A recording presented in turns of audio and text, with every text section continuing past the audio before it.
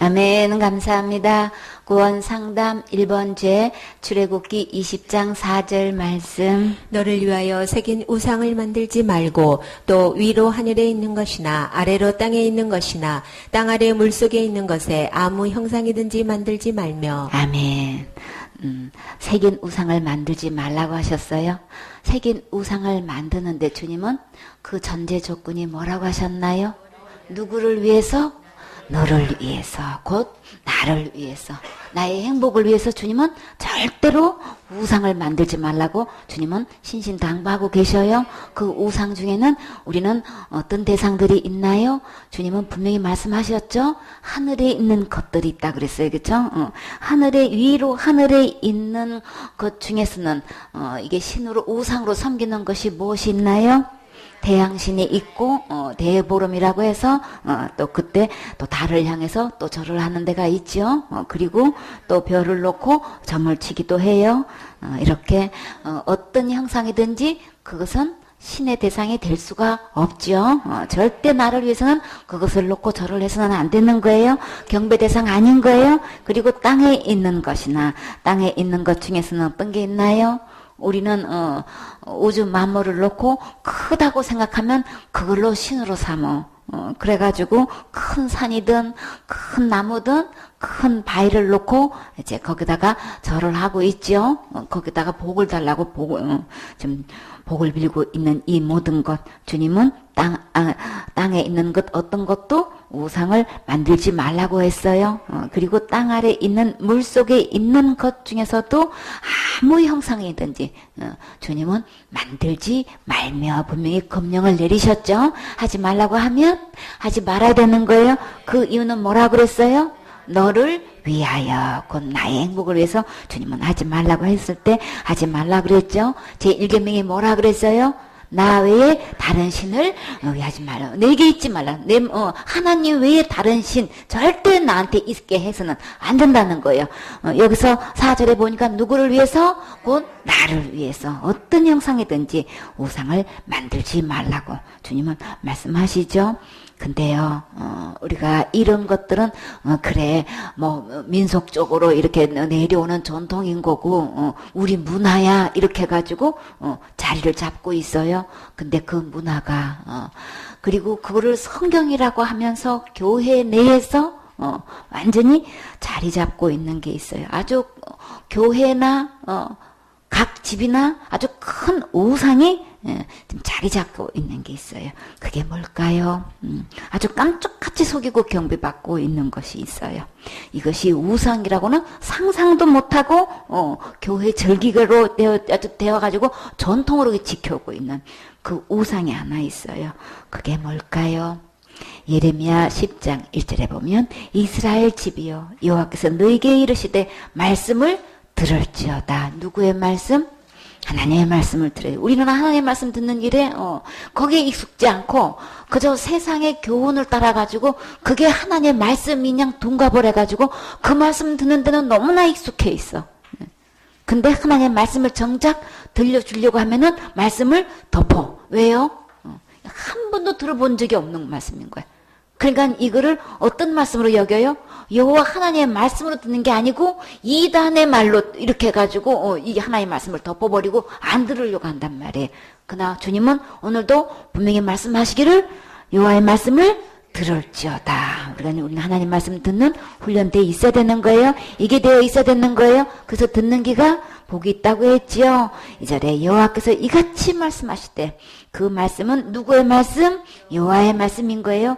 열방의 길을 배우지 말라. 이 열방은 여러 나라를 얘기하는 거예요. 여러 나라에서 전통으로 이렇게 문화로 통해 가지고 되어 있는 그 모든 것들은 주님은 뭐라 그랬어요? 배우지 말라고 그랬단 말이에요. 그거는 너무나 잘 알아. 근데 하나님 믿는다고 하고 예수님 믿는다고 하고 예배 드린다고 하면서 하나님의 말씀에 대해서는 아주 배우는 것에서 너무나 마음에 닫혀 있고 들으려고 하지 않고 있고 배우는데 이건 너무나 그냥 대가를 지불하게 만든단 말이에요. 근데요, 열방에는 하늘의 징조를 두려워하거니와 너희는 그것을 두려워 말라. 열방의 구리는 뭘까요? 그것들은 다 헛된 것이라는 거예요.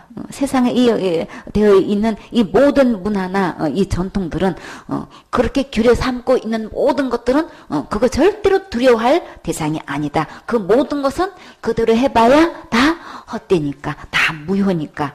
그 위에 하는 것은 살림에서 벤 나무다 그랬어요.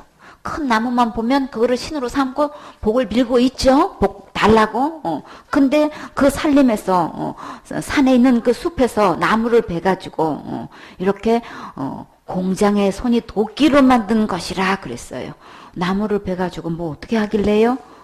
나무를 잘라면 그 스스로 설 수 있어요? 그저 쓰지도 못하죠. 그러니까 장도리로 가지고 그걸 도끼로 찍어서 그거를 잘라가지고 그거 세우려면 어떻게 돼? 고증을 시켜야 되잖아요. 그죠? 그거 다 누가 해야 되는 거예요? 사람이 다 해야 되는 거야. 거기다가 그 떡하니 그걸로 신으로 섬기려고 하면은 좀 그러니까 거기다가 뭘 꾸며요? 은과 금을 그것에 꾸며가지고 못과 장도리를 갖다가 그걸 든든히 움직이지 않게, 요동치 않게 지금 하고 있다는 거예요. 그래서 그것이 갈린 기둥 같아서, 갈린 기둥이 뭘까요? 논밭에 있다가 뭘 세워놓나요? 허수아비 세워놓죠. 지금 그 얘기인 거예요. 갈린 기둥 같다는 거는 이 논밭에 이제 허수아비처럼 그게 불가하다는 거예요. 근데 그 벤 나무를 갖다가 그렇게 고정시켜 가지고 거기다가 금줄이니 은줄이니 이렇게 거기다가 그렇게 꾸며 가지고 그렇게 그러니까 논밭에 허수아비 같아 가지고 그거는 말도 못하고 걸어다니지도 못하고 사람한테 매여 있는데, 근데 그거는 절대 우리에게 화도 주지도 못하고 복도 주지도 못하는데 그거를 두려워가지고 그 절기를 지키고 있어. 그 절기를 어디서 지키나요? 교회 안에서. 여호와여 주와 같은 자 없나이다. 주는 크시니, 진짜 크신 분은 하나님이신 거예요. 주 여호와가 크신 건데 그냥 큰 산이니 큰 나무니 그냥 큰 바위만 보면 신인 줄 알고, 근데 크기만 하면 무슨 그냥 거기서 빌면 복을 주는 줄 알고, 진짜 큰 분은 여호와시라고 주님 분명히 말씀하시죠. 주의 이름이 그 권능으로 인하여 크시니이다. 주님의 이름은 어떤 이름이에요? 자기 백성을 저희 죄에서 구원할 자가 이 세상에서 가장 크신 분인 거예요. 이 죄는 어떤 죄? 지옥 갈 수밖에 없는 그 죄에서 건져줄 수 있는 분이 이 세상에서 가장 크신 분인 거예요. 우리 그 큰 분을 말씀에 들어와서 우리 분명히 분별할 수 있어야 되는 거죠. 이렇게 7절에 열방의 왕이시여, 여러 나라의 진짜 왕은 하나님이시라는 거죠. 주를 경외치 아니할 자가 누구리까? 이는 주께 당연하니 이리라. 열방의 지혜로운 자들과 왕족 중에 주와 같은 자 없습니다. 여러 나라에서 그 왕족 중에서, 왕들 중에서 주와 같은 자가 없다는 거예요. 그들은 다 어떤 자? 다 무지하고 어리석은 것이니 우상의 도는 나무뿐이다 그랬어요. 그럼 다시 한마디로 나무를 신으로 섬기고 있는 거예요. 이게 목신사상이다 그런 거예요. 나무를 신호 섬기고 있는 거예요. 다시스에서 가져온 은박과 우바스에서 가져온 금으로 꾸미되 공장과 장식의 손으로 만들고 청색 자색감으로 그 옷을 삼았나니 이는 공개한 사람의 만든 것이오늘 오직 여호와는 어떤 분? 참 하나님이다. 나무를 신어 삼고 이렇게 거기다가 은방울 금방울 은줄 금줄 해가지고 청색 자색 옷감으로 아무리 예쁘게 리본을 묶어가지고 다 이렇게 꾸며놔도 절대로 참신 아니라는 거예요. 진짜 진정한 참신은 누구시라고요? 여호와 하나님이시다. 그리고 살아계신 하나님이시다. 사시는 하나님이시오. 그리고 어떤 왕?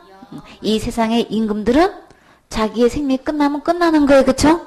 근데요, 이 하나님은 어떤 하나님? 영원한 왕이시라. 그 진노하심에 땅이 진도하며 그 분노하심에 열방이 능히 당치 못하는 이런 하나님이시다. 이 하나님이, 여호와 하나님이 진짜 우리가 경배해야 할 참 하나님이시다. 그러니까는 나무를 갖다가 베가지고 그걸로 장들이로 그냥 고정시켜가지고 호사벼처럼 그거 암만 꾸며봐도 듣지도 못하고 움직이지도 못하고 내기도 들어져서 해결해 줄 수도 없는 그런데다가 복을 빌지 말라는 거예요. 너희는 이같이 그들에게 이르기를 천지를 짓지 아니한 신들은 땅 위에서 이 하늘 아래서 망하리라 하라. 하나님 외에 이렇게 신을 섬기고 있으면 천지를 짓지 아니한 다른 모든 신은 다 그것을 그만큼 섬기고 이렇게 경배를 하고 절을 하게 되면은 결과는 뭐가 되는 거예요? 다 망하는 결과밖에 안 되는 거예요. 진짜 우주 만물을 창조하신 하나님만 참 여호와신 거예요. 경배 대상이신 거예요. 12절에 여호와께서 그 권능으로 땅을 지으셨고 그 지혜로 세계를 세우셨고 그 명철로 뭐를 만드셨어요? 하늘들을 펴셨으니. 아니 하늘은 하늘인데 왜 하늘들이에요? 바울이 뭐라 그랬어요?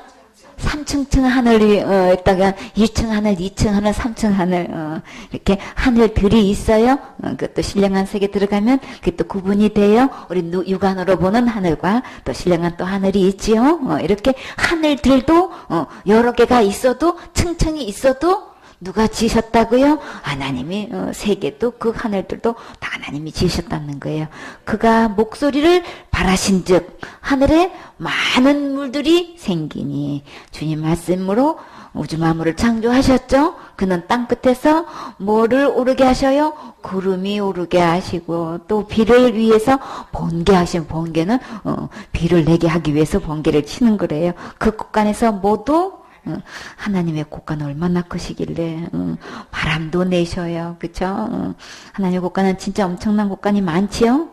근데요 사람마다 우준하고 그저 생각이나 행동 따위가 어리석고 굼떠가지고 금장색마다 자기 조각한 신상으로 인하여 수치를 당하나니 이는 그의 만든 우상은 거짓이요 그 속에 생기가 없습니다. 결국은 그들은 무익해가지고 도대체 지식이나 판단력이 없어가지고 결국은 부끄러움을 당한다는 거예요. 치욕을 당한다는 거예요. 그들 속에는 생기가 없어요. 절대로 이렇게 활기나 활력이 될 만한 힘찬 기운이 거기서는 전혀 없다는 거죠. 그냥 꾸며놓은 것뿐인 거예요. 새겨놓은 것뿐인 거예요. 그것들은 다 헛것이다. 망령되이 만든 것인즉 반드시 뭘 받는다고요? 주님이 징벌하실 때에 부당한 행위에 벌을 주실 때에 처벌하실 때에 징계하실 때에 어떻게 한다고요? 멸망할 것이나. 야곱의 분깃은 주님께서 이제 유산을 한몫 나눠줄 때에 우리 주님은 어떤 것 한다고 이같이 아니하시니 절대 멸망할 일이 없고 징벌받을 일 없는 그는 만물의 조성자요 이스라엘은 그 산업의 지파라 그 이름은 만군의 여호와니라. 자 여기서 그렇게 살림에서 벤 나무를 그렇게 도끼로 찍어서 그거 메고 와가지고 이렇게 고정시켜가지고 음줄금줄 그렇게 거기에 매달아 놓고 청색 자석실을 하는 게 그게 교회 내에서 와서 그 목신이 떡하니 지금 경배를 받고 있어요. 절을 받고 있어요.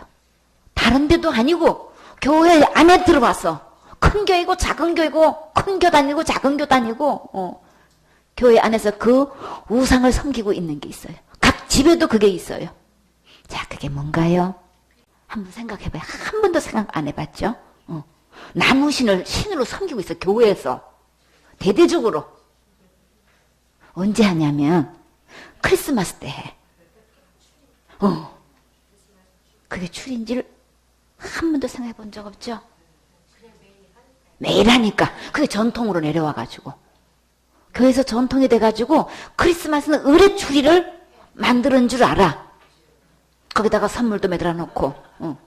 그러니까 예수님은 온데간데 없고 누가 등장하고 있어요? 산타 할아버지가 등장하고 있어. 진짜 선물을 주시는 분은 누구예요? 예수님이 오셔서 우리에게 구원의 선물을 주시고 영생의 선물을 주시는 진짜 예수님을, 진짜 예수님이 탄생해서 그 예수님을 찬양하려면 그 예수님을 경배를 해야 되는데 예수님 간 곳 없고 산타 할아버지가 나타나가지고 산타 할아버지가 선물 주는 걸로 이렇게 딱 뒤바꿔 놓고 그래서 울면 안 돼, 울면 안 돼, 울면 뭐 산타 할아버지가 선물을 안 준대. 그래가지고 버선을 갖다가 크게 만들어서 자고 일어나면 산타 할아버지가 그 안에 선물을 넣어준다고. 예수님은 간 곳도 없고 산타 할아버지가 교회 내에서 연극인이 해가지고 어린이고 어른이고 빨간 모자 쓰고 이 선물을 산타 할아버지가 메고 와서 선물 주는 걸로 각 행사를 교회에서 지금 하고 있다고요. 이거 만약에 교회에서 안 하면은 어떻게 될까? 주님은 뭐라 그래요? 절대 두려워하지 말아라. 그 목신 섬기지 않는 걸로 인해서 절대 두려워하지 말아라.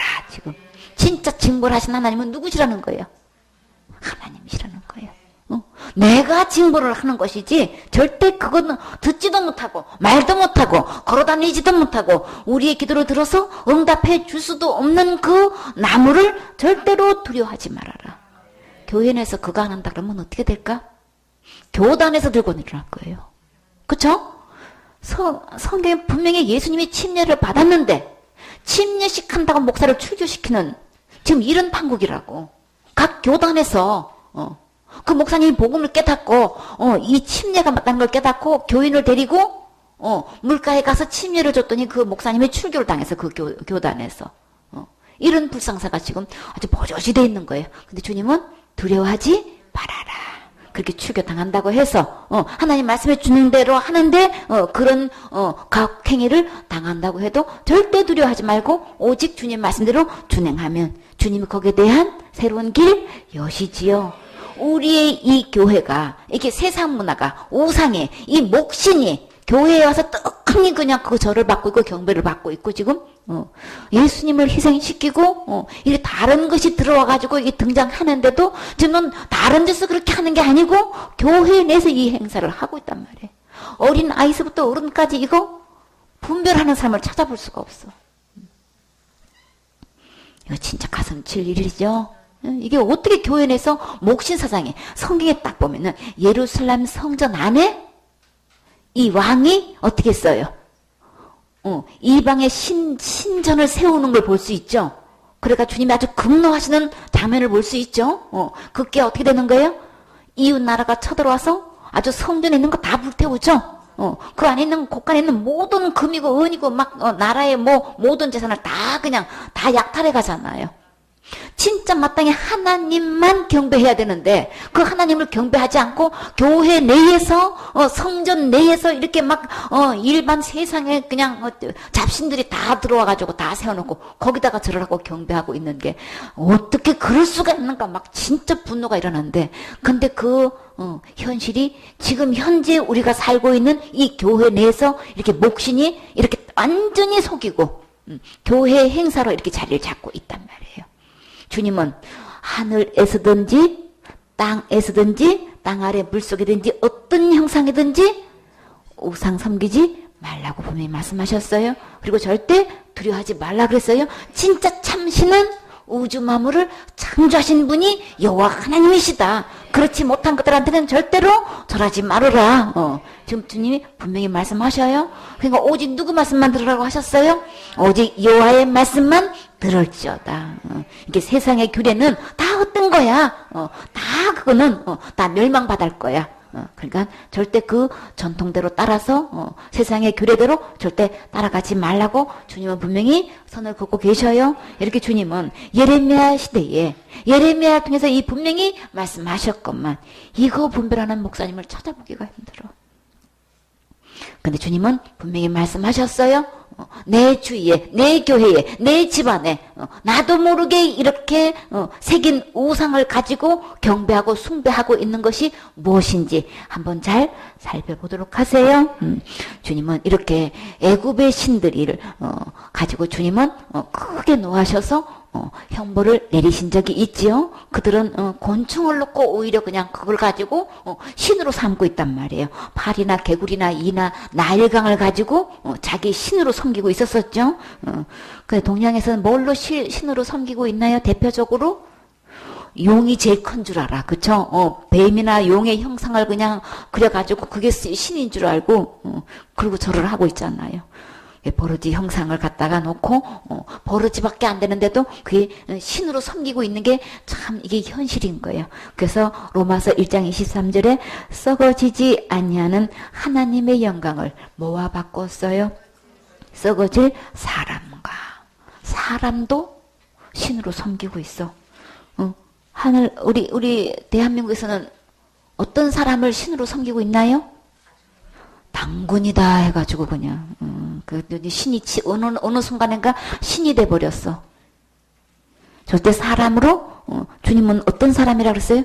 썩어질 사람이라 그랬다고요. 하나님의 영광을 썩어질 사람과 금수와 금수가 뭔가요? 날짐승과 길짐승을 얘기하는 게 모든 짐승하고 바꿔놓고 있는 거예요. 그리고 이렇게 버러지 형상으로 우상으로 바뀌었느니라.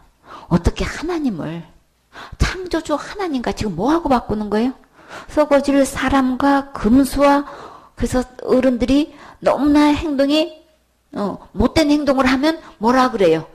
금수만도 못한 짐승 못한 행동을 하고 있을 때 금수만도 못하다고 그렇게 표현하시죠? 이 금수가 모든 짐승을 이야기하는 거예요. 짐승만도 못한 그런데 그 짐승을 뭘 하고 지금 뭐 하고 바꿨어요? 하나님과 바꿔가지고 지금 뭘로 섬기고 있는 거예요? 하나님으로 지금 신으로 섬기고 있는 거예요. 이게 지금 현실인 거예요. 그러나 주님은 어떤 버러지 형상의 우상으로 이거 섬기지 말라고 하신 거예요. 근데 그걸 누구하고 바꿨다는 거예요? 여호와 하나님하고 지금 바꿔놓고 있다는 거예요. 이 얼마나 끔찍한 얘기인 거예요. 이 버러지 중에서 계시록 16장 13절에 보면은 또 내가 봄에 개구리 같은 새 영이 올라왔다고 하는데 그 영을 어떤 영으로 말씀하시냐면 더러운 영이다 그랬어요. 근데 그 더러운 영, 세상의 영, 그 악한 영을 지금 어떤 것에 비유했나요? 개구리다 그러셨어요. 개구리를 갖다가 이거는 물 속에 있는 거죠. 물 속에 있는 이 개구리를 갖다가 우상으로 섬기는 거예요. 근데 그 개구리를 주님은 개구리 같은 거라 그랬어요.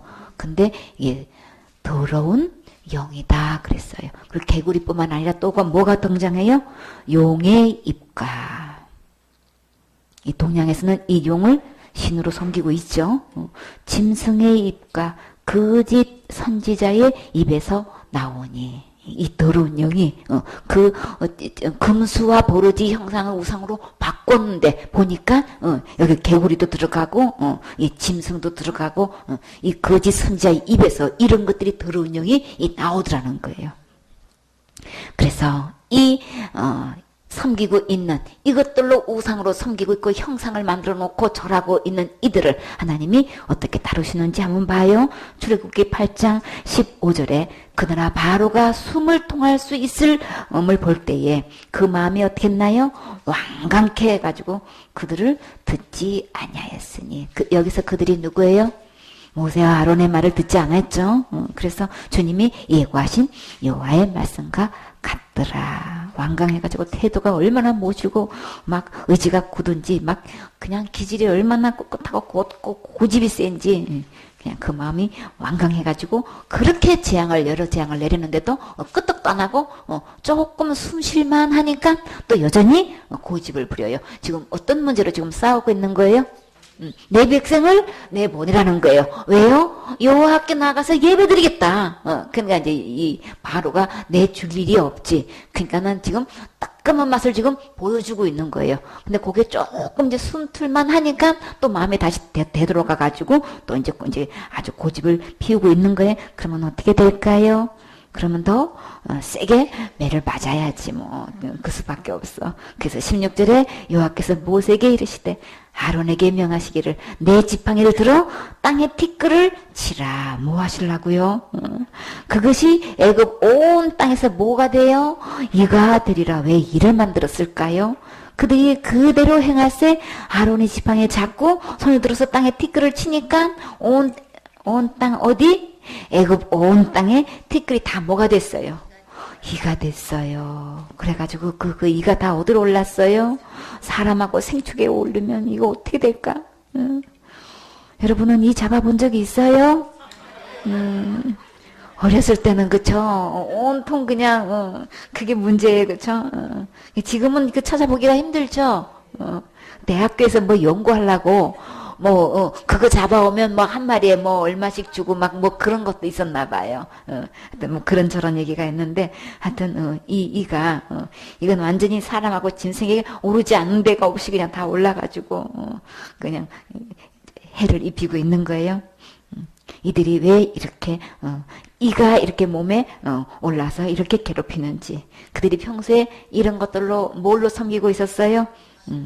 다 신으로 섬기고 있는. 어떻게 이런 걸로 진짜 이거는 어떻게 계산이 안 서도 이렇게 계산이 안 서냐고. 그래서 주님은 어리석다 그렇게 말씀하셔요. 그 어리석인 것이 곧 누굴까요? 다 우리예요, 그쵸? 술객들이 자기 술법으로 이같이 행하여서 이를 내려 하였는데, 근데요, 했어요? 못했지요. 이는 사랑과 생축에 있는지라. 그래서 술객이 바로한테 뭐라 그랬어요? 이거는 하나님의 근노로 된 거기 때문에 우리 힘으로 할 수 없습니다. 그러면 바로가 딱 듣고 어떻게 되는 거예요? 내가 믿고 있는 여태까지 신으로 믿고 왔던 이는 신이 아니구나. 여호와 하나님의 권능은 절대 이 술객도 감당 못하고 신으로 여겼던 거는 이거는 꼼짝도 못하는 거구나. 그럼 어떻게 되는 거예요? 다 버리고 여호와 하나님을 신으로 경배해야 되는 거죠. 기회를 얼마든지 주었구만. 술객의 입에서도 이거는 하나님의 근노로 된 거기 때문에 우리는 할 수 없습니다. 이렇게 분명히 항복을 했건만 지금 누구만 항복 안 하고 있어요? 바로 계속 고집을 부려. 그랬더니요, 하나님은 또 어떻게 해요? 그런데 바로는 마음이 여전히 강박해 대해서 그들을 듣지 아니하였으니 여호와의 말씀과 같더라. 이렇게 강박하게 했을까요? 아직도 또 손볼 때가 있는 거예요. 그래서요, 여호와께서 모세에게 어떻게 했어요? 아침에 일찍 일어나가지고 바람한테 가서서 그래서 물러나오라고 해라. 그랬더니 이제 여호와께서 이제 여호와의 말씀에 내 백성을 보내라. 그들이 나를 섬길 것이니라. 또 가서 이제 바로한테 그렇게 말씀을 전했어요. 그랬더니요, 내가 만일 내 백성을 보내지 아니하면 내가 너와 내 신하와 내 백성을 보내지 아니하면 내가 너와 내 신하와 내 백성과 내 집들에 뭘 보내가지고 왜 파리떼를 보내요? 파리를 신으로 또 섬기고 있어. 어떻게 파리를 신으로 보내? 애굽하면 완전히 세계적인 문명 국가가 전 세계를 다스리고 있는 이 나라에서 어떻게 이렇게 진짜 버러지만도 못한 이런 것들을 갖다가 신으로 섬긴다는 게 이게 말이 돼요? 이렇게 왕이 어리석어요. 그래서 주님은 파리가 신이 아니다라는 걸 알게 하셔서 그냥 그래 니들이 신으로 섬기고 있는 이 파리떼 한번 당해봐라. 한번 잘 섬겨봐라. 그래서 파리떼를 보냈어요. 그랬더니요, 애굽 사람의 집집에 파리떼가 가득했어요. 그래서 감사합니다. 그냥 얼씨구로 저씨구 춤췄을까요? 이렇게 신들을 많이 보내주셔서 우리 이제 축복받았다고 하죠. 잔치선지 해야 될 거 아니야. 그런데요, 그들의 거하는 땅에도 그러하니라. 온 땅에 이렇게 파리떼가 지금 왔다고 했어요. 또 봐요, 끔찍한 그날에 내가 내 백성에 거하는 고센 땅을 구별하여 그곳에는 파리떼가 전혀 없어요. 그죠? 없게 하리니 이런 말미암아 나는 세상 중에 누구인 줄 여호와인 줄 알게 하시려고 주님께 하시는 거예요. 그래서 내가 내 백성과 네 백성 사이에 애굽 백성 사이에서 이렇게 딱 구별하는 것을 주님께서 표징으로 보여주셨지요. 근데요, 24절에 여호와께서 그와 같이 하시니 정말 그대로 무수한 파리떼가 바로의 궁예와 또 궁이라고 안 들어간 게 아니고 신하의 집에서도 애굽 전국에 이르니 파리떼로 인해서 땅이 해를 받더라. 성경에서는 이렇게 파리로 인해서 해를 받았다라고만 되어 있어요. 여러분, 이 파리를 통해서 어떤 해를 받았는지 혹시 알고 계시나요? 새로운 거 가르쳐 드릴까요? 주님이 보여주셨어요. 시편 78편 45절에 보면 파리떼를 저희 중에 보내요. 어떻게 하셨는지 아세요? 그 수많은 떼가 애굽 전국에 다 몰려들었어. 왕궁이고 신하의 집이고 온 백성 집에 고생 땅만 딱 빼놓고 온 파리떼가 모였는데 이 파리떼가 그냥 온 집안에 한 마리만 있어도 얼마나 신경 쓰여요. 그쵸? 파리가 왔다 갔다 하면 정신없는데 그냥 온 집에 가득 찼다고 생각을 해보라고. 이게 얼굴 숨 막혀서 이거 어떻게 살겠냐고요. 그거 자체만 봐도 파리떼가 막 온통 몰려오는 이 자체만 봐도 이게 너무너무 스트레스 받는 일이죠. 근데 여기서 이 파리가 지금 어떻게 해를 입혔어요? 파리가 달라들면서 이걸 문다고 생각을 한번 해보라고요. 이거 상상도 못하는 거죠. 이렇게 파리떼를 보내가지고 해를 입혔다고 했는데 그 해가 알고 보니까 파리가 있는 대로 몰려들어서 파리가 물었다. 지금 이렇게 얘기하고 있어요. 여러분 파리가 쏘다는 거는 얘기 들어보신 적 있어요? 어떤 파리가 쏴요? 새파리라고 해가지고 소를 갖다가 그쵸? 있는 대로 막 그 가죽을 뚫을 만큼 소 가죽에서 피가 날 만큼 큰 파리가 쏘는 거 소리를 우리 그 봤죠? 저도 그 피 나는 거 봤어요. 그 막 소가 깜짝깜짝 놀래잖아요. 근데요 그 새파리 같은 파리가 몰려가지고 사람을 이렇게 문다고 생각을 한번 해보라고. 사람을 쏜다고 생각해봐요. 애기고 어른이고 할 것 없이 이게 쏜다고 생각해봐요. 이 해는 이건 상상을 못할 해를 입히게 되는 거죠. 참 해를 입혔다라고 이렇게 해하게 했다. 이 정도만 알았는데 알고 보니까 이렇게 물게 했다 이렇게 말씀하셔요. 그리고요 또 개구리를 보내어 해하게 하셨으며 여기서 개구리가 해를 입혔다라고 하면 여러분 상상이 돼요? 근데요 우리나라에 어떤 개구리가 등장했어요? 토종 개구리 말고 황소 개구리가 등장했지요. 식용으로 어떻게 해가지고 해버리니까 타산이 안 맞으니까 다 그냥 방목시켜가지고 이게 그냥 막 퍼지는 바람에 이 황소 개구리가 왜 황소 개구리라고 했냐면은 이 울음주머니에서 꼭 울면은 황소가 울 때 나는 소리와 같다고 해가지고 황소 개구리라고 이름을 붙였대요. 근데 이 황소 개구리가 지금 토종 개구리든 여기 뭐 민물고기 물고기든 사정없이 다 잡아먹어. 그런데요 개구리를 누가 잡아먹어요? 뱀이 잡아먹죠? 이 생태계 질서는 지금 그래요. 그쵸? 뱀이 개구리를 잡아먹고서 이제 사는데 근데 이 황소 개구리는 뱀도 잡아먹어. 이 얼마나 센지 낚시꾼이 낚시를 하다가 걸렸어. 보니까 황소 개구리가 이제 이 낚시를 물었는데요. 아주 이만한 쇠덩이를 그냥 삼켜가지고 끄떡도 안 해. 그러고 있는 거예요. 그러니까 얼마나 이 강한지. 그러면 이렇게 개구리를 보내어 해하게 하셨다라고 하면 우리 상상으로 황소 개구리를 보냈다고 하면은 황소 개구리가 짐승이고 뭐고 사람이고 막 문다고 생각을 한번 해봐요. 온통 집안에 막 떡반죽 그릇이고 그냥 막 물 그릇이고 온 집안에 침대고 뭐고 다 와가지고 다 이게 문다고 생각을 해봐. 파리처럼 문다고 생각을 한번 해보라고요. 어떻게 해를 입혔는지는 자세히 기록이 안 돼 있는데 황소 개구리 보니까 상상이 되지요. 그러니 뭐 나만 할 게 하나도 없을 거 아니에요. 그러니 신으로 섬기는 것들을 주님은 이런 것들이 신으로 섬겨 있었는데 그거 아무리 섬겨봐야 절대 너희를 위하는 거 아니다. 그래서 우상을 왜 섬기지 말라 그랬어요?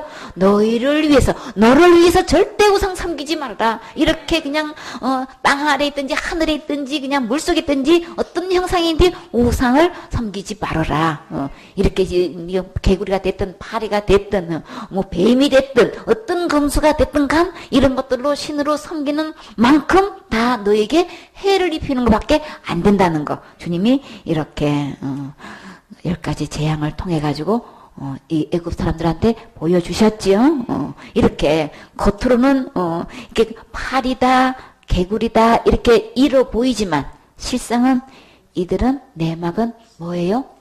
애굽의 신들인 거예요. 그러면 애굽의 신들이 지금 하나님 앞에 지금 뭐 받고 있는 거예요? 벌 받고 있는 거예요. 지금 아주 주님이 아주 본때를 보여주고 계시는 거예요. 그래서 물속에 있는 것에 아무 형상도 주님이 만들지 말라고 했어요. 이러기 때문에 사단은 어떤 이야기를 통해서든 제사를 지내게 해서 절을 받고 있단 말이에요. 아이들에게까지 침투해서 자리 잡고 있죠. 이 아이들 만화라고 해가지고 애니메이션 해가지고 중국 문화가 들어와서 지금 신을 갖다가 또 어떻게 또 애기 뭐라고 해가지고 애기 신을 만들 귀신이다 그러면은 뿔 달리고 막 무섭고 막 이렇게만 생각하는데 사단은 그렇게 하면 적군이 다 도망가니까 그저 친근하게 아무 방비하지 않고 받아들일 수 있는 이렇게 문화를 통해서 어떻게 침투했어요? 강신 어떤 강신? 애기 강신이다 해가지고 그냥 아주 그냥 콩콩 뛰어가지고 계속해서 그걸로 인해가지고 아이들한테 이 침투해서 계속 그걸 보게 하고 있고 따라하게 있고 그리고 그 강신의 그 애기 모습을 가지고 그 무늬를 가지고 학용품이든 옷이든 모든 장난감이든 이렇게 자리를 잡고 전부 다 경배를 받고 있는 거예요. 분별해야 되는 거죠. 아이들도 분별해서 그런 거 보여줘야 되는 거예요.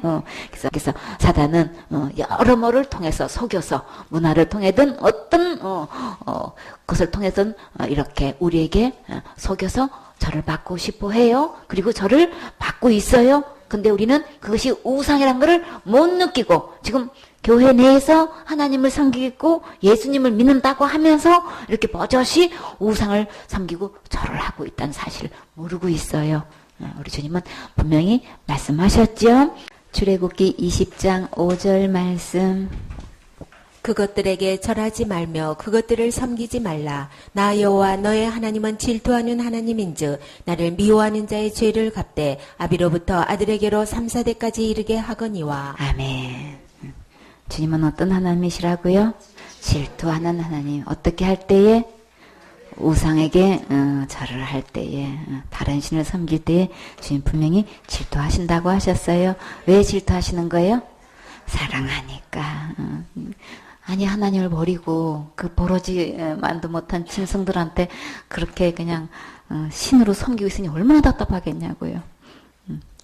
주님이 이 질투가 셈이 나서 그런 게 아니고 지금 뭐예요? 우리를 사니까 너무나 어처구니 없는 거예요. 그쵸? 절대 거기는 축복을 줄 수 있는 대상이 아닌데 그걸 속이고 다 어디로 끌고 가는 거예요? 다 지옥을 끌고 가잖아요. 그러니까 얼마나 속이 타시겠어. 근데요, 이렇게 우상한테 절을 한다든지, 그 우상에게 섬기는 행위를 하나님은 어떻게 계산하고 계시나요? 미워하는 것. 나를 미워하는 죄다 그러셨어요. 우상 섬기는 거는 누가 뭐래도 죄예요. 종교의 자유가 있으니까는 마음대로 한다고 하는데 그 마음대로의 마음대로는 거기에 대한 책임을 져야 되는 거죠. 하나님 외에 다른 신 섬기면 그거는 분명히 죄가 되는 거예요. 하나님을 미워해서 무슨 소득을 얻겠냐고요.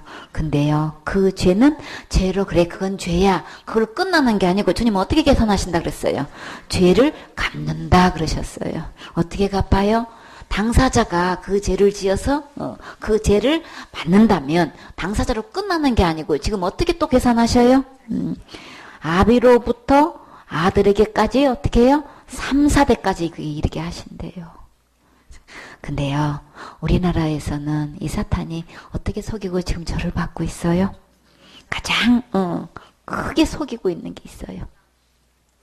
뭘로 우상을 섬기고 있어요?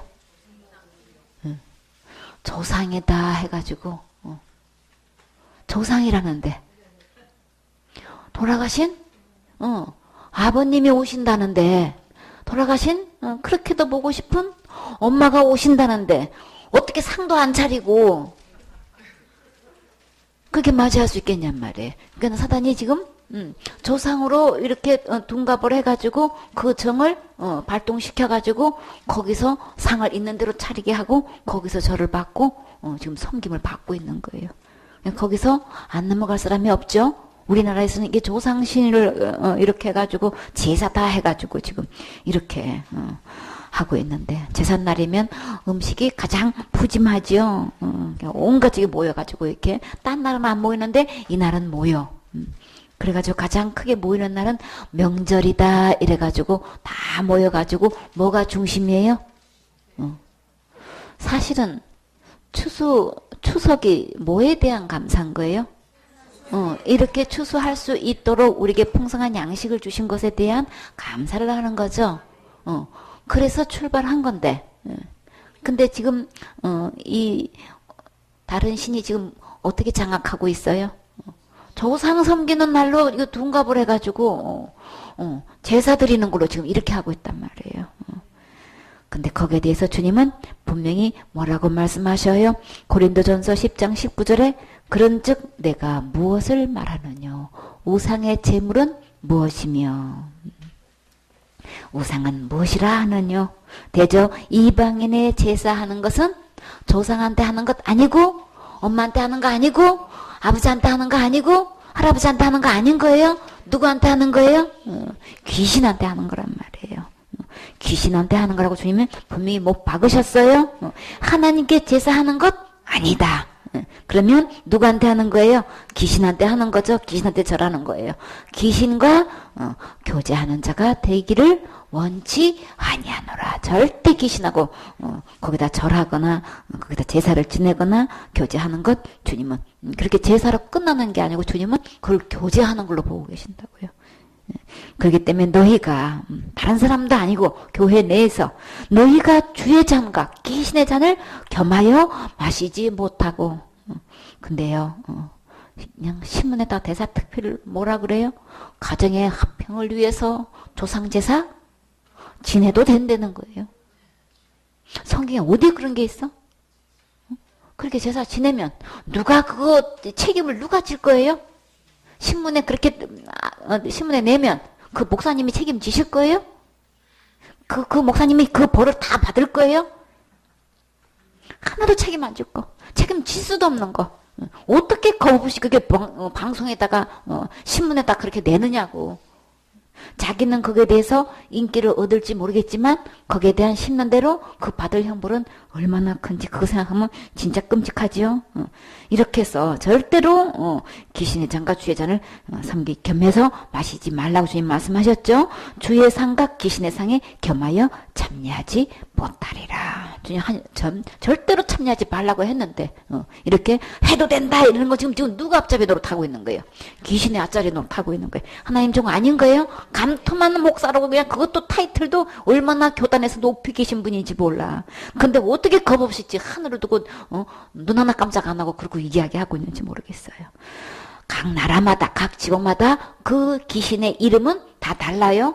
근데 여기서 시편 106편 28절에 뭐라고 하셨나요? 또 바알부올과 연합해서 죽은 자에게 제사한 음식을 먹었다 그랬어요.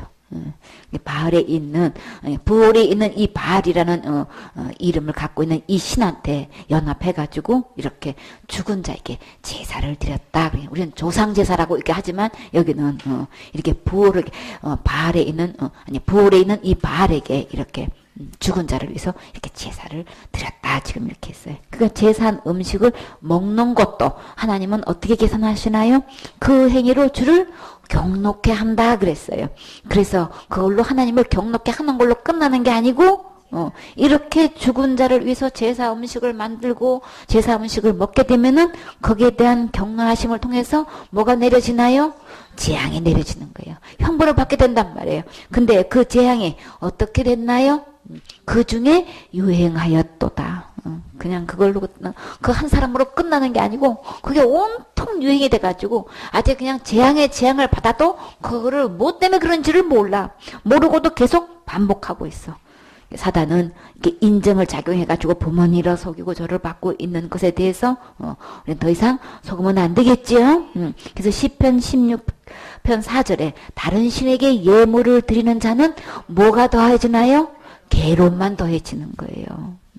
그러니까 효도는 살아 계실 때 하는 거예요. 돌아가신 후에 아무리 제사 지내도 부모님 받으시는 거 아닌 거예요. 귀신이 속이고 와서 절을 받는 거예요. 주님은 단연코 말씀하시기를 귀신에게 절하지 말라고 분명히 말씀하셨어요.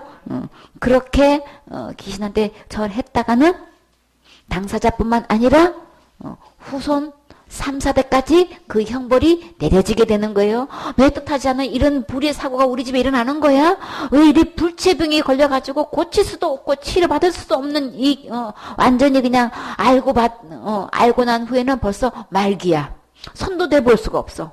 치료해 볼 수가 없는 지경까지 이르렀어. 이런 것들이 이 집안에서 계속 이런 우환들이 벌어지는 이 모든 것들은 이렇게 다 전부 다 이 재앙이 임해서 그런 거예요. 그렇기 때문에 지금 조상이라고 하는 거 그거 다 배워버리셔야 되는 거예요. 다 끊어버리셔야 되는 거예요. 추석 때 추수할 수 있는 이 모든 곡식을 주신 것은 하나님께 감사해야 되는 거예요. 이 모든 것은 하나님이 지으셨고 하나님이 자라게 하셨고 하나님이 먹게끔 다 공급해 주시는 거예요.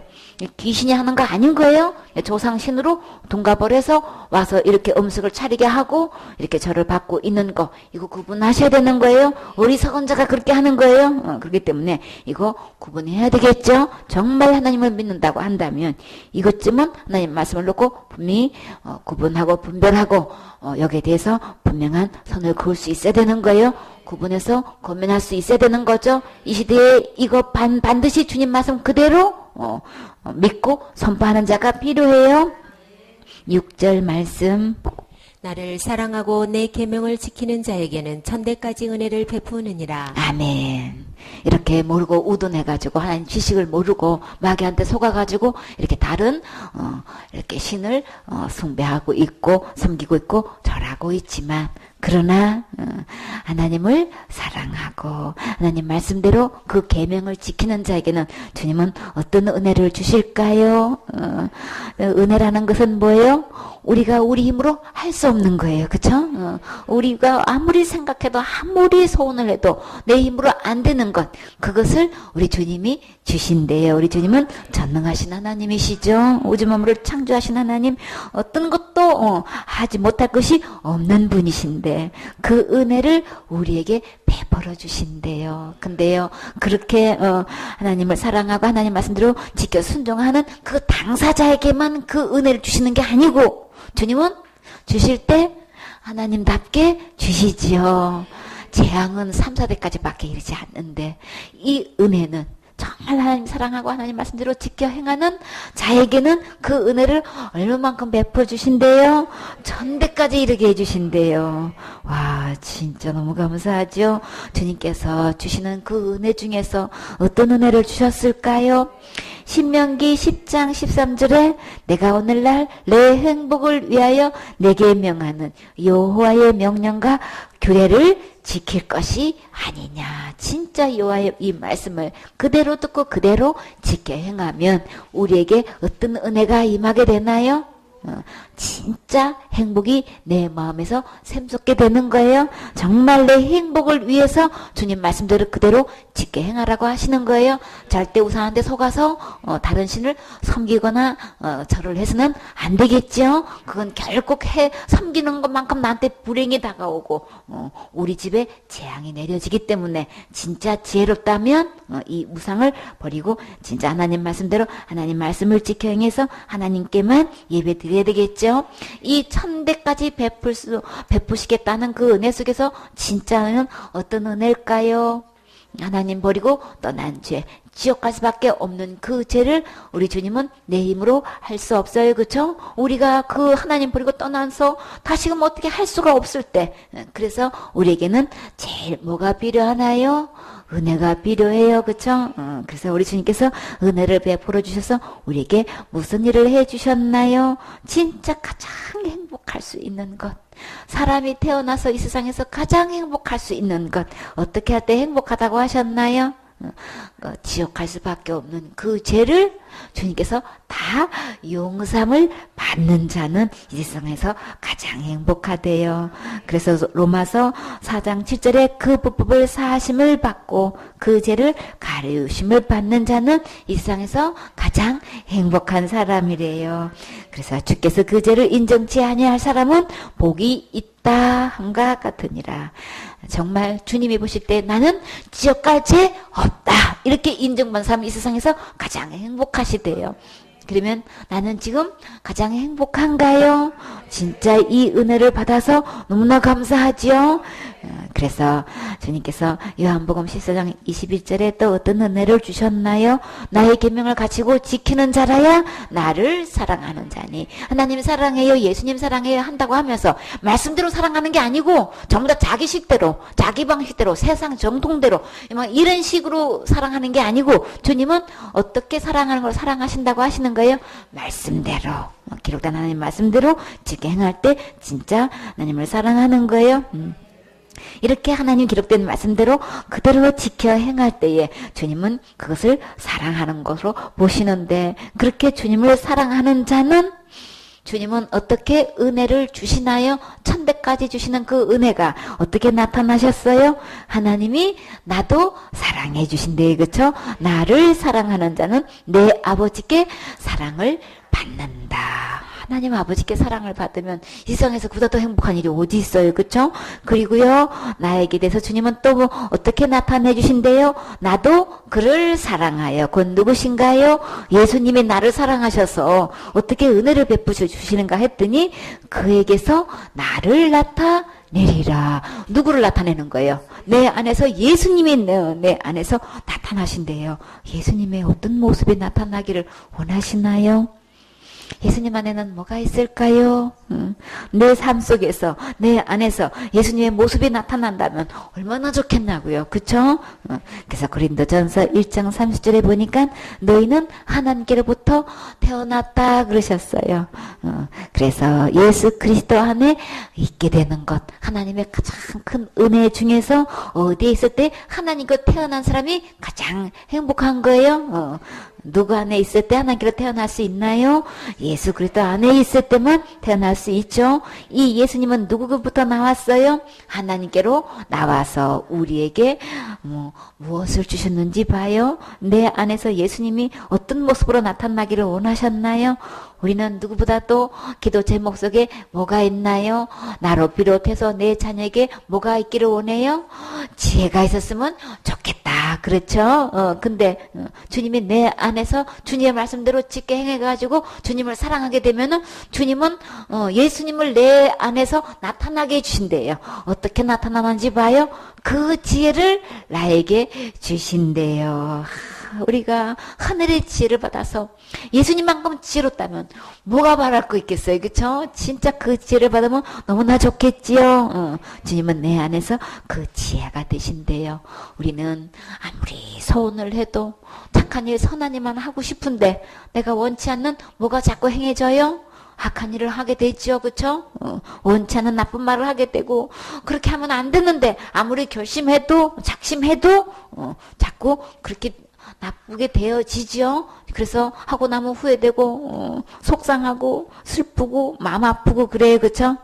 그런데요, 내가 할 수 없는 것, 내가 정말 이 세상에서 내가 지금까지 지었던 죄가 다 용서받을 수 있으면 얼마나 좋을까? 진짜 죄가 하나도 없는 상태에서 살 수 있으면 얼마나 좋을까? 누구만큼? 하나님만큼 진짜 깨끗하면 얼마나 좋을까? 근데요, 그 예수님 안에 있는 그 깨끗함, 예수님 안에 있는 그 의로움, 예수님 안에 있는 그 거룩함을 주님께서 나에게서 나타내 주신대요.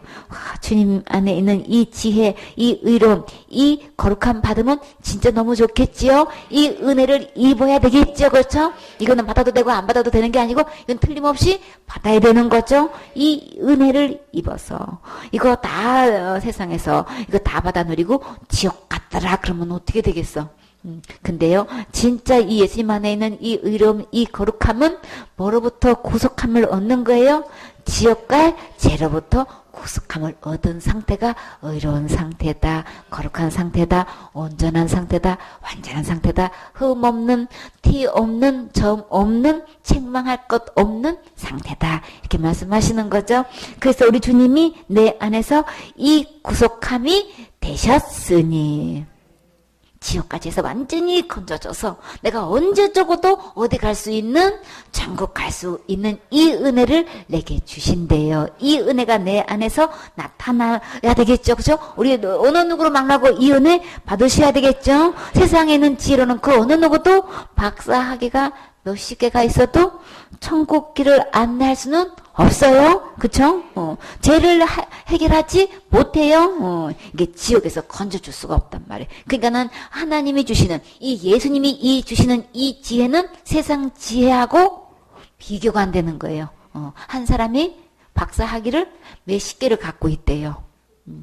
근데 가서 선생님 저 좀 천국을 어떻게 가는지 안내해 주세요 하면은 뭐라고 대답할까요? 몰라요. 세상 학문은, 세상 지혜는 천국길을 안내해 줄 수가 없어. 여러분은 한 영혼을 만나면 어떻게 천국 갈 수 있는지, 의롭게 되는지, 어떻게 거룩하게 돼가지고 어떻게 지옥과 죄로부터 벗어나서 천국 갈 수 있는지 안내해 줄 수 있나요? 여러분은 세상 박사학위 몇십 개 갖고 있는 박사 중에 박사인 거예요. 이 지혜를 주님이 주셨어요. 이거는 다 은혜로 주시는 거죠.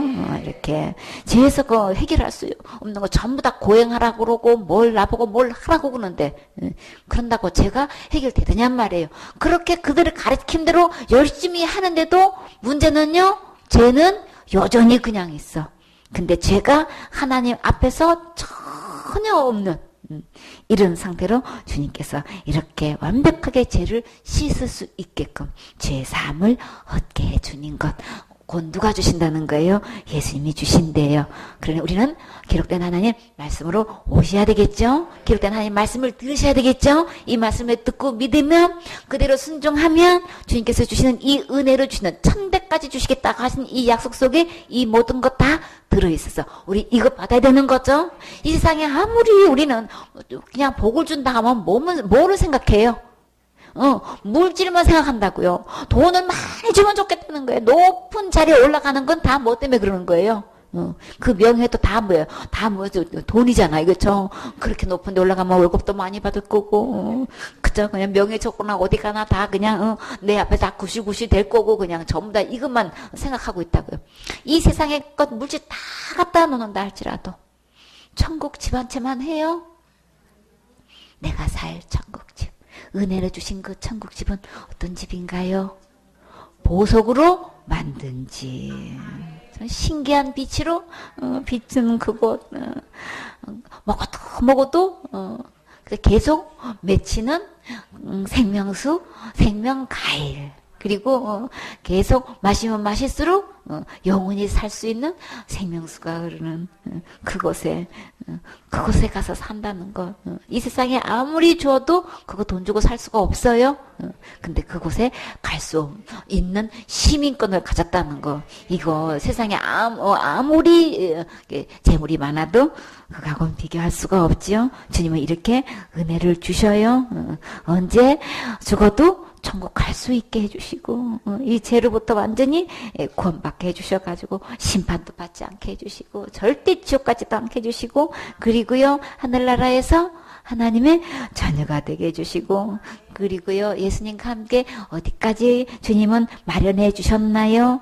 예수님과 함께 보좌에까지 앉아서, 그 보좌에 앉아서 뭐 하려고요? 세세토록 왕노릇하도록 주님께서 이렇게까지 이게 큰 은혜를 베풀어 주셨는데, 우리는 그러면 누구 말씀 듣고 누구를 경배해야 될까요? 기록된 하나님 말씀으로 돌아와서 하나님 말씀 듣고 그대로 지켜 행해서 오직 여호와만 경배할 수 있어야 되겠지요. 이렇게 본문에서 이렇게 보면 절대로 그것들에게 전하지 말라 그랬죠. 그것들을 섬기지 말라고. 그래서 우리 주님은 질투하는 하나님이시다. 그것은 그들에게 그렇게 한 거는 전부 다 나를, 하나님을 미워하는 거고, 그것은 반드시 죄고, 그것은 3, 4대까지 그냥 아비로부터 아들에게 손자의 증손자까지 그냥 이렇게 그 죄앙이 내려지게 된다면 이거 어떻게 되겠냐고요. 그러나 지금부터라도 우리 말씀으로 돌아와서 예수님 말씀을 지켜 행하면 천대까지 은혜를 베푸시는 그 은혜를 받으셔야 되겠죠. 그러면 가장 큰 유산은 뭘까요? 이 하나님의 은혜를 받게 하는 거죠. 이 하나님 은혜 속에는 정말 상상적으로 얼마나 엄청난 것들이 많이 있냔 말이에요. 이 하나님의 은혜는 어디에 있나요? 누가 주시나요? 예수님 안에 다 있지요. 이 예수님은 어디에 모시고 내 마음의 주인으로, 구세주로, 왕으로 모시면 지금부터 천대까지 시작해서 영원토록 받을 수 있지요. 그래서 우리는 신나고 신나요. 감사하고 감사해요. 그래서 우리는 하나님 말씀 그대로 사랑하고 그대로 지키면 천대까지 받는 이 은혜를 우리 받아야 되겠지요. 출애굽기 20장 8절 말씀. 안식일을 기억하여 거룩히 지키라. 아멘. 안식하면 편히 쉬는 걸 이야기하는 거예요. 우리 진정한 안식은 뭘까요? 그래서 주님은 그 안식일이라고 하셨어요. 그 안식일을 그냥 지키라고 하는 게 아니고 어떻게 지키래요? 거룩히 지키라. 그런데 거룩히 지키는 것까지는 알겠는데 지키기 전에 어떻게 해서? 기억을 해라. 그냥 왜 기억을 하라고 그랬을까? 우리는 일하다 보면은 일에 파묻혀가지고 이거는 반드시 기억을 해야 돼. 일 중독에 걸려가지고 그냥 돈 하다 보면 날짜고 뭐가 아무것도 안 보여. 주일 예배 드리는 날 안 보여. 돈 앞에서는 아무것도 이게 장사가 없어. 그래서 반드시 이 안식을 기억을 하래요. 그리고 그렇게 지키래요. 그래서 마가복음 2장 27절에 보면 또 가라사대 안식일은 사람을 위하여 있는 것이요 사람이 안식일을 위하여 있는 것이 아니니 그랬어요. 여러분의 인자는 안식일의 주인이니라. 그건 누구를 위해서 이렇게 주님 안식일을 기억해서 그렇게 지키라고 하신 거예요? 전부 다 나를 위해서 하는 거예요? 반드시 필요해요. 그래서 마태복음 11장 28절에 수고하고 무거운 짐진 자들아. 세상 살다 보면 무거운 일이 너무 많아요. 그렇죠? 짐진 자들이 너무 많아. 짐 안 진 자가 없어. 근데요, 우리 주님은 다 내게로 오래요. 누구에게로? 예수님께로 오래요. 그러면 진짜 쉴 수 있는 것, 휴양지 가서 쉬는 게 아니고, 외국으로 여행 간다고 쉬는 게 아니고, 진짜 쉼은 어디에 있어요?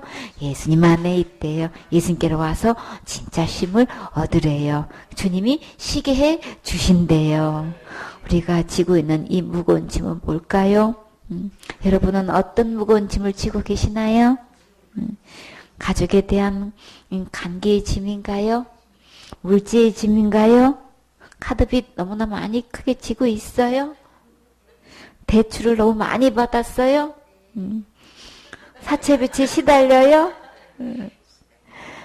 빚에 시달리는 심정은 진짜 어른들은 뭐라고 표현하셨나요? 피가 마른다고 하지요. 바짝바짝 마른다고 하시죠. 진짜 가장 무거운 짐은 뭘까요? 죄짐이죠. 그쵸? 지옥갈 수밖에 없는 이 죄짐이란 말이에요. 이것이 가장 시급한데 또 그거 모르고 살고 있어요. 그쵸? 돈의 짐, 이 관계의 짐, 세상의 온갖 짐에 시달리고 있는 이 불쌍한 영혼들에게 우리 주님은 진정한 안식이 필요하지요. 어디로 가면 이 무거운 짐을 내려놓을 수 있을까요? 누군가가 내 짐을 대신 져 준다면 얼마나 좋을까요? 근데 진짜 무거운 짐은 제 짐인 거예요. 그쵸? 이게 너무나 시급한데도 모르고 살고 있어요. 이렇게 온갖 짐에 시달리고 있는 이 불쌍한 영혼들에게 진정한 안식이 필요해요. 그쵸? 어디 가면 이 무거운 짐을 내려놓을 수 있을까? 내 짐을 대신 져줄 수 있으면 진짜 얼마나 좋겠어요. 그쵸? 진짜 사는 것 같겠지요? 그분을 소개해 드릴까요? 여러분은 소개해 줄 수 있나요? 그분을 시편 68편 19절에 날마다 누구 짐을? 내 짐을 지시는 우리 짐을 지시는 주 곧 우리의 누구시라고요? 구원이신 하나님을 찬송할지로다. 진짜 찬양하실 내 구원이신 내 이 무거운 짐을 져주실 수 있는 이 구원의 하나님 이제 마땅히 찬송을 받으실 분이신 거죠. 시편 55편 22절에 보면 내 짐을 누구한테 맡겨버려요? 여호와께 맡겨버리라. 너를 붙드시고 의인의 요동함을 영영히 허락지 아니하시리로다. 주님은 절대 흔들린 거 원치 않는 주님이 다 붙잡아 주셔요. 그러니까 우리 어떤 짐을 갖고 있어도 누구에게 갖고 나와야 되는 거예요? 부모님은 아무리 해주고 싶어도 능력에 한계가 있지요. 다 가부화가 실려. 그래서 군대가 간 아들이 자주 휴가 나오니까 빨리 자주 봐서 좋긴 한데 갈 때마다 뭘 주니까 용돈을 줘야 되니까 나중에는 어떻게 돼요? 너희 부대는 무슨 휴가가 그렇게 자주 있냐? 그러더래. 자식 군대 갈 때는 그렇게 울고불고 해놓고 휴가 나오니까 너무 좋은데 자주 휴가 나오면 돈이 자꾸 나가니까 자식보다 돈이 더 커. 그러니까 이제 휴가 나오는 것도 볼 때는 반가운데 돈 나가는 거는 그런 거예요. 참. 그래서 부모님은 이래저래 다 한계가 있어요. 모든 사건은 어떻게 결말로 짓고 해결하나요? 모든 사고의 결말은 다 어디로 돌아가요? 돈으로 돌아가요. 돈으로 계산을 해요. 보상을 많이 주니 안 주니 처음에는 아예 이런 부모님이 이런 슬픔으로 가득 차가지고 그냥 막 하늘이 무너내리는 충격 속에서 그냥 시름시름 하고 있는데 결국은 뭘로 끝나냐 하는 그건 돌아가신 분은 어떻게 돌아올 수가 없잖아요. 그렇죠? 다 보면 돈으로 계산하는 거 볼 수가 있어요. 사실 그 돈을 갖고 있다고 그게 해결될까요? 그 자식을 어디다 묻는다 그래요? 가슴에 묻고 산다고 그러죠. 이렇게 여러 가지 아픔이 있고 각자가 지고 있는 짐이 있어요. 이것을 맡을 수 있는 분은 오직 누구뿐인 거예요? 여호와께 맡겨 버리래요. 짐은 간직할 게 아니고 질 거 아니고 버릴 거예요. 버리세요.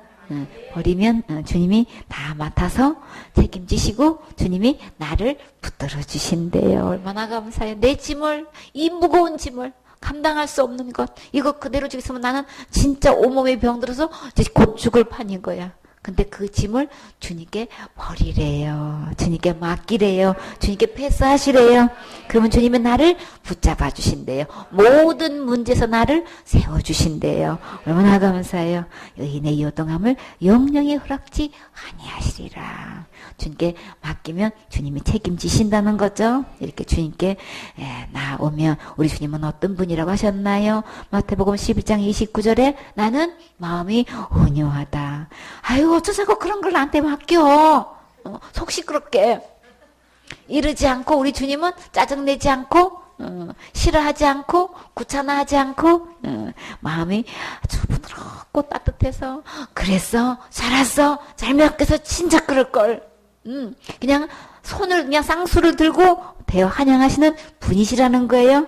그리고 우리 주님은 겸손해서 그냥 뭐든 다 받아주신다는 거예요. 나 절대 내치지 않는다는 거예요. 그러니까 마음 편하게 오셔서 주님께 다 배사하세요. 그리고 내 짐은 그래서 나의 멍에 그러니까 그 짐은 다 주님께 다 맡겨버리고 다 패스하고 다 버리고 이제부터는 뭘 매래요? 예수님의 멍에를 매래요. 그리고 예수님께 배우래요. 그러면 너희 마음이 힘을 얻으리니. 예수님께 나와서 이 예수님 말씀을 듣고 예수님에 대해서 계속 배워가면 그 말씀을 계속 듣게 되면 진정한 내 마음에 힘이 있다는 거예요. 안식이 있다는 거예요. 우리는 하나님 말씀을 들을 때 진정한 힘이 있어요. 그래서 매일같이 들어야 되는 거예요. 그래야 새 힘이 솟아요. 그래서 세상을 바라보면 그것이 나에게 짐이 돼서 나를 있는 대로 무겁게 하고 힘들게 하고 있지만 그러나 말씀을 들을 때는 누구를 바라보게 되는 거예요? 주님을 바라보게 되는 거죠. 여호와를 앙망하게 돼요. 그러면 새 힘을 주시는 거죠. 이렇게 해서 주님께서 주시는 이 멍에는 쉽대요. 이 주님께서 지라고 하는 이 예수님의 짐은 너무나 가볍대요. 주님이 하라고 하시는 건 뭐예요? 나의 말씀을 들어라. 나의 말씀을 지켜라. 주님 말씀 듣고 주님 말씀을 계속 배우는 일에 한마디로 예배 성공해라. 계속 예배를 통해서 하나님 말씀 들으라는 거예요. 그러면 진정한 내 힘이 맡겨지게 되고 버려지게 되고 패스하게 되고 나는 진정한 힘을 얻게 되고 새 힘을 얻어서 살아갈 수 있게 된단 말이에요. 그러니까 우리는 하나님의 말씀을 가까이 해야 되는 거죠. 이 짐은 이 세상에 어떤 것보다도 쉽고 가볍다 그러셨어요. 왜요? 주님이 대신 져 주시니까. 신기하게도 이 예배 드리는 이 일에 우리의 몸을 드리면 우리에게 진정한 안식이 온다는 거예요. 참 너무 감사하지요. 그래서 세상 짐 지고 계시지 마시고 하나님께 맡기세요. 이 가벼운 짐을 지세요. 예수님의 멍에를 매세요. 그러면 우리 진정한 안식이 와요. 그래서 우리 주님은 어떠신 분? 히브리서 10장 10절에 보니까 이 뜻을 쫓아 예수 그리스도의 몸을 단번에 들이심으로 말미암아 우리가 거룩함을 얻었노라. 어떻게 해서 내 안에 있는 죄짐이 벗어지는가 했더니 진정한 이 해방은, 진정한 안식은 예수님께서 이 내 죄를 죽음과 부활을 통해서 다 거룩하게 해 놓으셨기 때문에 이 죄짐에서 해방될 수 있지요. 안식 되시는 이 예수님이 내 안에 계실 때 진정한 안식이 이루어지는 거예요. 거룩하게 되는 거예요. 그래서 우리의 지역갈 모든 죄도 해결하신 예수님, 거룩하고 의롭고 깨끗하게 하신 예수님, 세상 지혜로 얻을 수 없는 하늘의 지혜를 예수님께로 오면 주님께서 이미 다 예배해 놓으시고 우리에게 주신다고 하셨죠. 이렇게 하나님 말씀을 짙게 행하면 천대까지 은혜를 주시겠다고 약속하신 이 말씀 그대로 이 예수님을 내 마음에 모셔서 이 천대까지 누리는 이 은혜를 받고 천국 갈 수 있는 주인공 되셔야 되겠지요. 아멘.